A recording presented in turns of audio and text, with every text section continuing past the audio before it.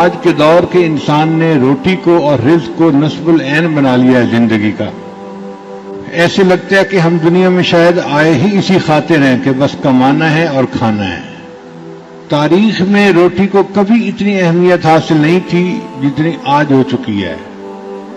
جتنا لوگ افلاس سے ڈرتے ہیں، غربت سے ڈرتے ہیں، اتنا خدا سے ڈرنا شروع کر دے تو ان کو ولایت کا مقام نصیب ہو جائے.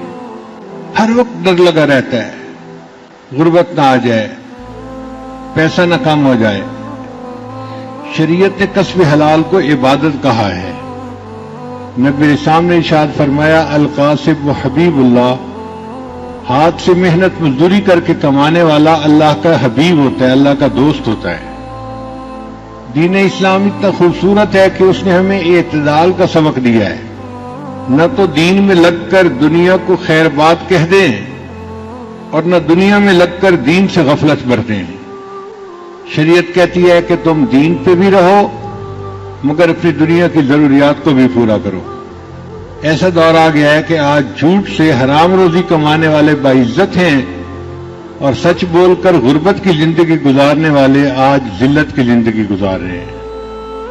اللہ تعالیٰ نے ہر بندے کے لیے رزق کا فیصلہ خود فرمایا ہے اور رزق کو اللہ تعالیٰ اس وقت تنگ کرتے ہیں جب انسان گناہوں کے راستے پہ چل پڑتا ہے. وَمَنْ أَعْرَضَ عَنْ ذِكْرِي فَإِنَّ لَهُ مَعِيشَةً ضَنْكَ وَنَحْشُرُهُ يَوْمَ الْقِيَامَةِ أَعْمَى. اور جو میرے یاد سے اعراض کرے گا، قرآن سے اعراض کرے گا، ہم اس کی معیشت کو تنگ کر دیں گے اور اسے قیامت کے دن انتا کھڑا کر دیں گے.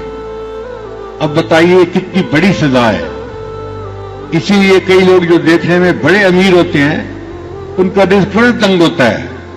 وہ جی 5 کنٹینر وہاں پھنس گئے، 2 کنٹینر یہاں پھنس گئے، کسٹم والوں نے یہ روک دیا، ٹیکس والوں نے یہ کر دیا اور میں تو بہت پریشان ہوں. کاغذوں میں دیکھو تو کروڑوں پتی بندہ ہے، درجنوں ملوں کا مالک ہے مگر خرچ کرنے کے لیے پیسہ نہیں. قرضے والے مطالبہ کرتے ہیں اور پریشان ہو کے دفتر سے گھر واپس آ جاتا ہے. پیسہ ہونے کے باوجود اللہ معیشت کو تنگ کر دیتے ہیں. تو ہم اس پریشانی سے کیسے بچیں اور اللہ تعالیٰ سے رزق حلال کیسے مانگیں جو سکون دینے والا ہو؟ تو نظر اللہ کی ذات پہ رکھیں کہ اللہ نے رزق دینے ہیں، وہ دے گا اور اللہ دیتا ہے.